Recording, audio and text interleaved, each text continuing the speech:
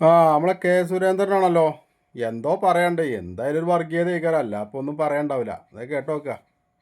മലപ്പുറം പല കാര്യങ്ങളിലും കേരളത്തിന്റെ മറ്റു ഭാഗത്തുള്ളതുപോലെയല്ല അവിടെ കാര്യങ്ങൾ നടക്കുന്നത്. നേരത്തെ തന്നെ ആക്ഷേപമുള്ളതാണ്. നമ്മളിപ്പോൾ ശബരിമല വ്രത നോൽക്കുന്ന കാലത്ത് കടകളിലൊന്നും നിർബന്ധപൂർവം അവിടെ വെജിറ്റേറിയൻ കച്ചവടമേ നടത്താൻ പാടുള്ളൂ എന്ന് പറയാറില്ല. പക്ഷെ മലപ്പുറം ജില്ലയിൽ ഒരു മാസം ഒരു തുള്ളി വെള്ളം ഒരാൾക്ക് ലഭിക്കില്ല. എന്തൊരു ഫാസിസ്റ്റ് സമീപനമാണിത്. നാം വ്രതം എടുക്കുന്നു, നമ്മൾ കുടിക്കുന്നില്ല. പക്ഷെ ഒരു മാസം മലപ്പുറം ജില്ലയിലും കോഴിക്കോട് ജില്ലയിലെ പല സ്ഥലങ്ങളിലും, ഞാൻ എൻ്റെ നേരെ അനുഭവം പറയാം, ഒരു മാസം ഒരു തുള്ളി വെള്ളം ലഭിക്കുന്നില്ല. നിങ്ങൾ ഒരു പുരോഗമന പാർട്ടിക്കാരും അതിനെക്കുറിച്ച് സംസാരിക്കുന്നേ ഇല്ല. ഇപ്പോൾ മലപ്പുറം ജില്ലയിൽ വാക്സിൻ എടുക്കുന്നില്ല, വലിയ തോതിലുള്ള പ്രചരണം നടക്കുന്നു. ഇവിടെ അതൊരു ചർച്ചാ വിഷയമേ ആവുന്നില്ല. വാക്സിനേഷനെതിരായിട്ടുള്ള ബോധപൂർവമായിട്ടുള്ള ക്യാമ്പയിൻ. ഒരു വീട്ടിൽ ഒരു സ്ത്രീ 5 പ്രസവം വീട്ടിൽ നടത്തി. ഞങ്ങൾ ആദ്യം വിചാരിച്ചു അത് അവരുടെ അറിവില്ലായ്മയാണ്. അങ്ങനെയല്ല, അതിനപ്പുറത്തൊക്കെ വലിയ തോതിലുള്ള അപ്പൊ അതാണ് ആ പഴയ വീഞ്ഞ് ഇപ്പോഴും കുപ്പിയിലാക്കി ഇങ്ങനെ നടക്കുകയാണ്.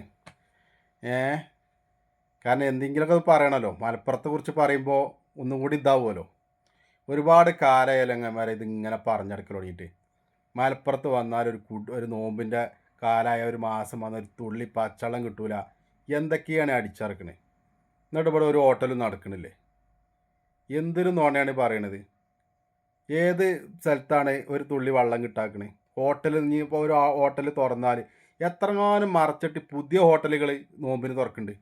ആ നോമ്പിന് സ്പെഷ്യലായിട്ട് നോമ്പിന് മാത്രം എത്രങ്ങാനും മറച്ചിട്ട് ഹോട്ടലുകൾ. ഒരു ടൗണിൽ ഇപ്പോൾ 10 ഹോട്ടലുണ്ടെങ്കിൽ 10-20 ഹോട്ടൽ വേറെയും തുറന്നിട്ടുണ്ടാവും. എന്തൊരു നോണയാണ് ഈ പറയണത്. ഇങ്ങനെ അടിച്ചെറുക്കുക പച്ച നോണ. എന്നാൽ മലപ്പുറത്തിൻ്റെ പേര് വന്നിട്ടില്ല, മലപ്പുറത്തിൻ്റെ ജീവിച്ചിട്ടില്ല, മലപ്പുറത്തിൻ്റെ കടന്നുറങ്ങിയിട്ടില്ല. എന്നാൽ ഉറങ്ങി ജീവിച്ച ആൾക്കാരുണ്ടല്ലോ, ഒരുപാട് ആൾക്കാർ. ഇന്നൊക്കെ ഇടവണ്ണ സ്കൂളിൽ പഠിച്ചതാണ്. ഇന്നൊക്കെ ഒരുപാട് ടീച്ചർമാർ കോട്ടയത്തിലെ ആൾക്കാർ പഠിപ്പിച്ചിട്ടുണ്ട്. അങ്ങനത്തെ ആൾക്കാരുടെ ഒന്ന് ചോദിക്ക്, മലപ്പുറത്ത് വന്ന് ജീവിച്ചിട്ട് എന്തെങ്കിലും ഒരു പ്രശ്നം ഉണ്ടായിക്കണോ? കുട്ടികളായിട്ടോ അല്ലെങ്കിൽ വേറെല്ലായിട്ടോ എന്തെങ്കിലും വർഗീയമായിട്ടോ എന്തെങ്കിലും ഉണ്ടായിട്ടോ? ഈ കേരള സംസ്ഥാനത്ത് ഏറ്റവും കൂടുതൽ ഈ കേരള സംസ്ഥാനത്ത് വർഗീയതയോ വർഗീയതയിൽ ഒരു കൊലപാതകം പോലും നടക്കാത്ത ജില്ല ഉണ്ടെങ്കിൽ മലപ്പുറം ജില്ലയാണ്. ഒരു പ്രശ്നമില്ല. നിങ്ങൾക്ക് എന്താ പ്രശ്നം അറിയാമോ? ഇവിടെ പ്രശ്നമില്ലാത്തതാണ് നിങ്ങളെ പ്രശ്നം. നിങ്ങൾ ഒരുപാട് വർഗീയത ഇങ്ങനെ കൊണ്ടു തള്ളിയിട്ടും ഈ മണ്ണിലൊന്നും നടക്കണില്ല. കാരണം എല്ലാവരും ഒരുമിച്ചാണ് പോകണത്. കാരണം അവിടുത്തെ സ്നേഹം എന്താണെന്ന് അവിടെ ജീവിച്ച ആൾക്കാർ, നിങ്ങൾ RSSൻ്റെ ആൾക്കാരുണ്ടല്ലോ അവിടെ, എനിക്കറിയാവുന്ന ഒരുപാട് ആൾക്കാരുണ്ട്. ഓരോടൊക്കെ ഒന്ന് ചോദിക്ക്, അപ്പോൾ പറഞ്ഞു തരും. ഓൽക്ക് വരെ അത് എതിരഭിപ്രായം ഉണ്ടാവും.